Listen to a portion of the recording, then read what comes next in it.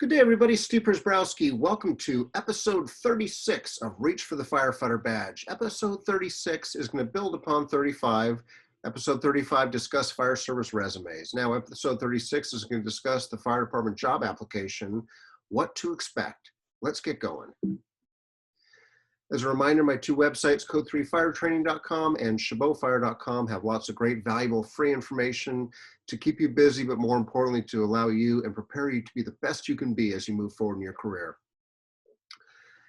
These webinars are based on two of the three books I've had published, Future Firefighters Preparation Guide, as well as Reach for Firefighters Badge, both available off my websites I previously mentioned. Excuse me.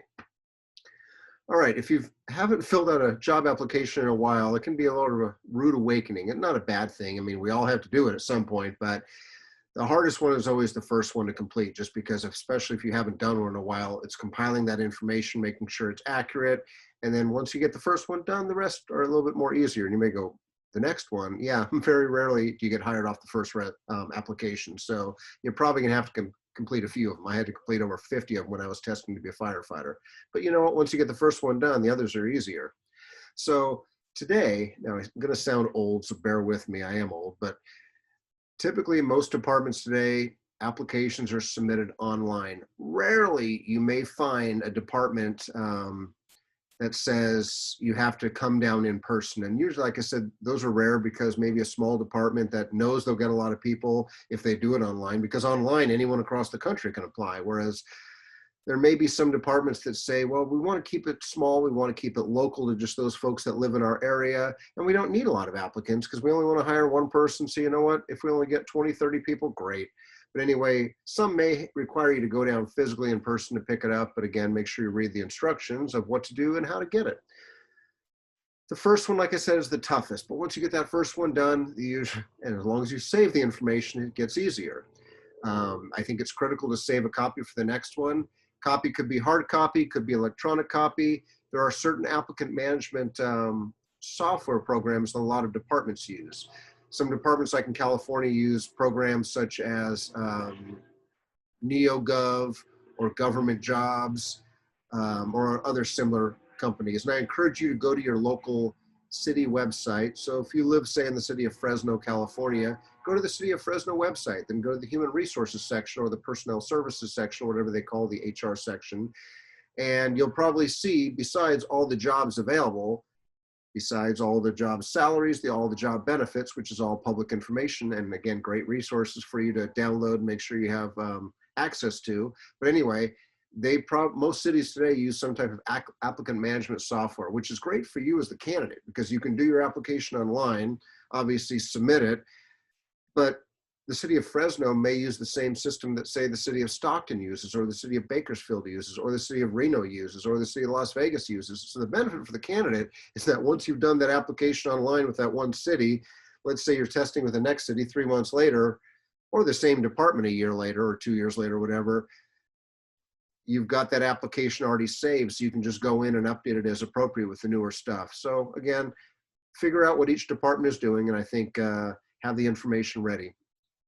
I've already mentioned going to your city's HR website, but if you've never filled out, and I'm not saying a job application, I'm not saying a company's job application.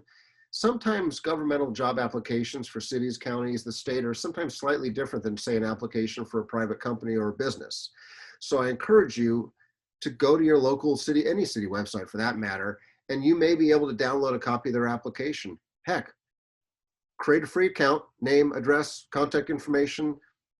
You don't have to apply for a job. Let's say there's no firefighter jobs for the city of Fresno, but there's a dog catcher job, there's a police officer job, there's a, I don't know, maintenance worker job. Again, you don't have to apply. What I encourage you to do is create the free account, go in there, hell, fill out the application, because the dog catcher application is probably the same one used for firefighter, police officer, librarian, or whatever. It's the same standard application. So I would encourage you to go complete that application, and you're probably going to go, oh, I don't know that information, because very rarely, especially on the first one, can you fill it out based on what's here. So I encourage you to go in there, name, contact information, education. God, I can't remember when I graduated high school. I can't remember when my dates were at the college. I got to go do that research. Okay. The nice part about the online system, save as draft. Boom. Pick it up next week, pick it up tonight, pick it up tomorrow, pick it up whenever. But you can go in and work at your own leisure, and then you get all that information completed. Again, they may not even testing for firefighter, and that's okay. It's not a waste of time because it's your first go at getting all this information. You may never even apply for that department. But anyway, you fill that application out till you're done, click save. Nothing says you have to apply for a job, but at least you have that application saved. But again, go in to see what they're looking for, because the application is going to be asking for education, training and certifications, work history, typically for the last 10 years, maybe every college you've attended. And like I said, if maybe they have a job, maybe you want to apply for a job. What's the worst you could do? You could always say no or back out of the process, or take the job. You never know. And I say that because some cities, it's weird. Not weird, I guess, but it's different to me.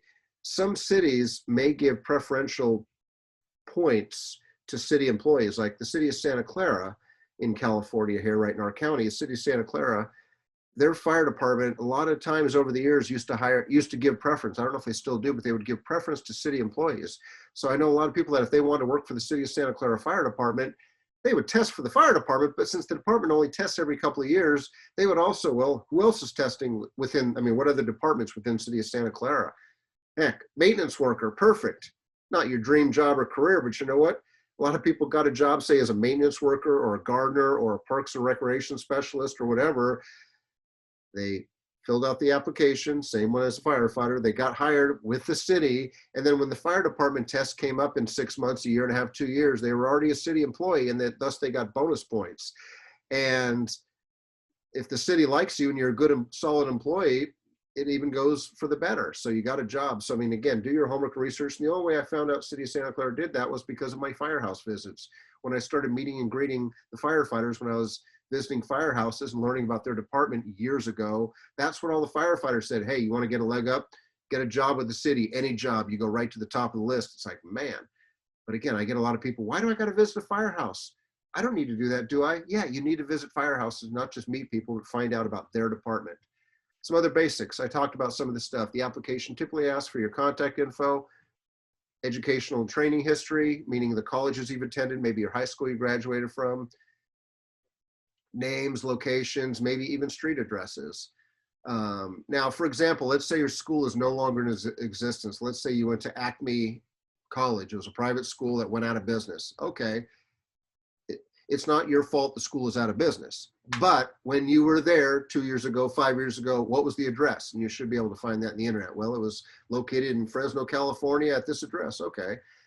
And just like with jobs, your jobs, as we're going to touch on shortly here, the jobs are going to ask you about a lot of different things.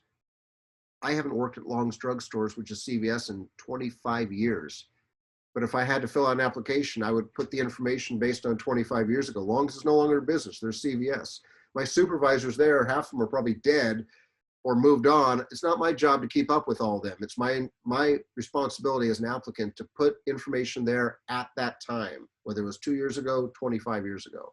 But for your education, back to that, you know, knowing the amount of units you have, the dates you attended, maybe any major degrees awarded, you know, certifications and licenses are usually asked for in an application.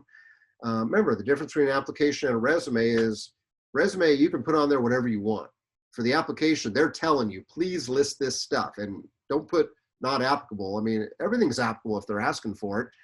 So regarding work history, they're going to typically ask for names and locations of, okay, I work for Safeway stores in Hayward, California.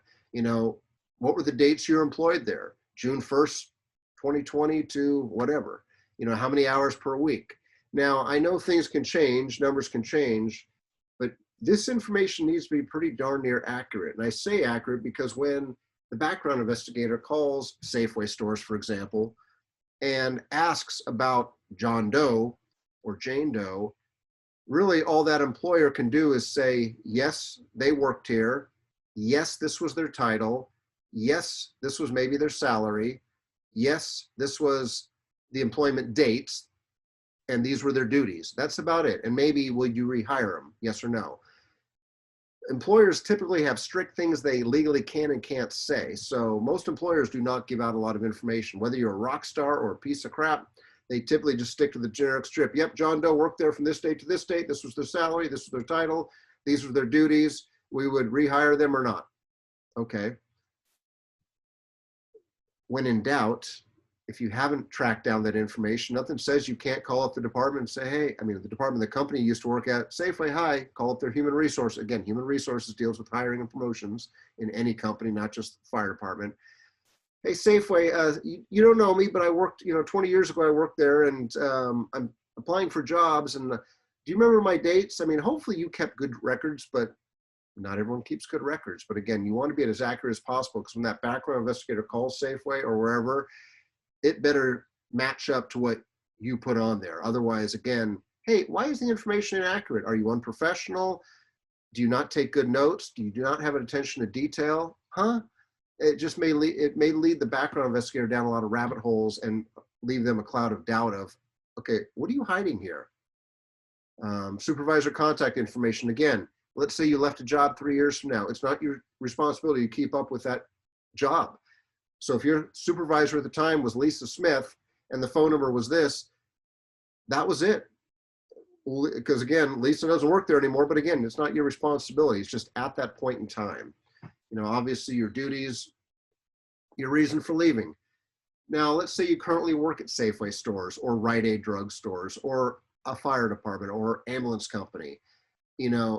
When I see firefighter applicants, they put not applicable. And I'm thinking to myself, well, it is applicable, because if you're working at wherever right now and you want to be a firefighter, don't put not applicable. Have a good reason. You want to leave your current employer to get hired by your fire department. I mean, be honest, and again, be very careful, as I talked about in the previous episode about resumes, lies and falsifications. Make sure the information on your application matches what's on your resume and matches what comes out of your mouth during an interview.